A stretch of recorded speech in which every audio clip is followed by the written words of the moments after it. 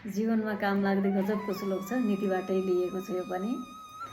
शतं विहाय भोक्तव्यं सहस्रं स्नातुमर्हसि, लक्ष्यं विहाय दान्तव्यं कोटिं त्यक्त्वा हरिं भजे।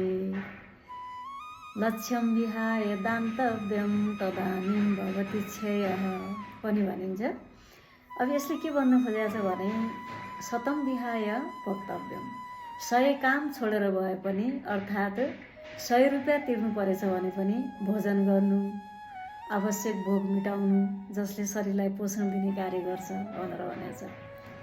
सहस्रम स्नातुम अर्हसि, 1000 काम छोडेर भए पनि, अर्थात् 1000 रुपियाँ तिर्नु परेछ भने पनि स्नान गर्नु, अर्थात् शुचिता गर्नु, शरीरको शुद्धिकरण गर्नु। स्वच्छता नै स्वास्थ्य र जीवनको आधार हो।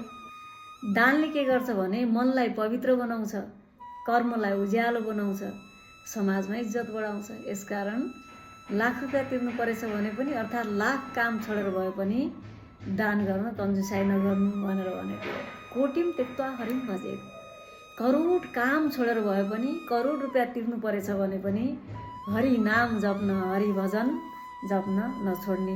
त्यसले मनलाई शान्ति दिन्छ, भक्तिको मार्गमा अघि बढाउन मद्दत गर्छ, एकदम आनन्दित मनलाई बनाइदिन्छ। करोड रुपियाँ बराबरको शान्ति, त्योभन्दा पनि बढी शान्ति प्राप्त हुन्छ हरि नाम जप्ने भनेर यो श्लोकले भनेको।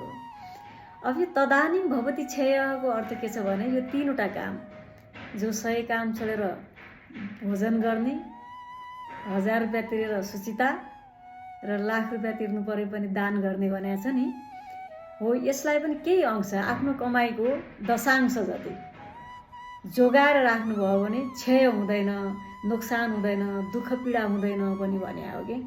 आफ्नो कमाइ जस्तो भोजन खाँदै हुनुहुन्छ भने पनि भरि पेट नखाने, थोरै बाँकी राखेर खाने हैन। यदि दान दिँदै हुनुहुन्छ भने पनि थोरै केही घर परिवारको लागि राखेर दान दिने, क्षय हुँदैन र नोक्सान हुँदैन, त्यसले दुःख निम्त्याउँदैन। यो श्लोक जीवनमा एकदम काम लाग्न सक्छ है।